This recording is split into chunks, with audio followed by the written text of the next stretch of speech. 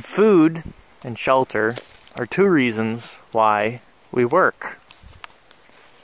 A lot of us work endlessly so that we can have food and shelter. In a previous video, I talked about feedback loops and why they're important in understanding how systems can self-regulate or not. Systems like economies. Now, an economy is a system that describes the way that goods and services flow throughout society. But society is also a system. But both our economy and our society, which really from a systems standpoint are the same thing. Even though we like to pretend that it's not, our economy is actually directly tied to natural systems. There was once a time where economies depended on this, and we relied on solar income. Most energy that we use is actually fossilized sunlight. Came down from the sky back when the dinosaurs were kicking around, fell on some ferns. The ferns grew up into a big old fern forest.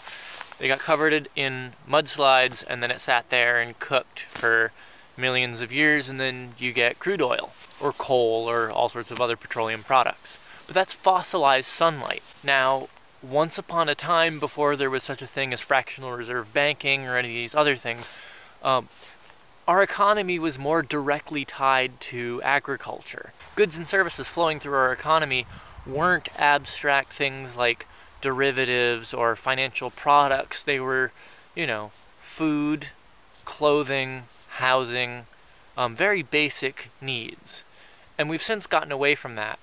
Money became an abstraction for those very real objects.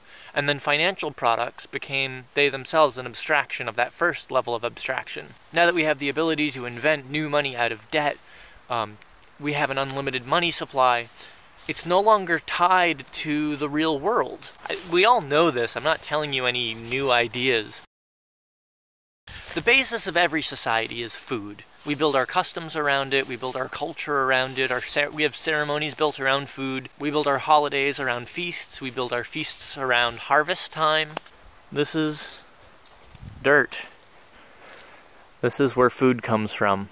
Those of us who took part in the Occupy Wall Street protests may fondly remember that kitchen was a central hub that the occupation revolved around. Thinking from the point of view of systems analysis, Occupy Wall Street, sadly though, was not a self-sustaining system. If we look at food and understand that it's a fundamental input to this new society that we're trying to build, we were really relying very heavily on the old system for that input. We were relying on the excesses of capitalism, the capitalist systems throwing away excess. Whether it was donation or us dumpster diving, we were still relying on the excesses of the capitalist system. There's no way that that can be sustained in any sort of long-term society. So if we understand that food is a fundamental input to society as a system, we also have to understand that we need to create independent systems to create our food.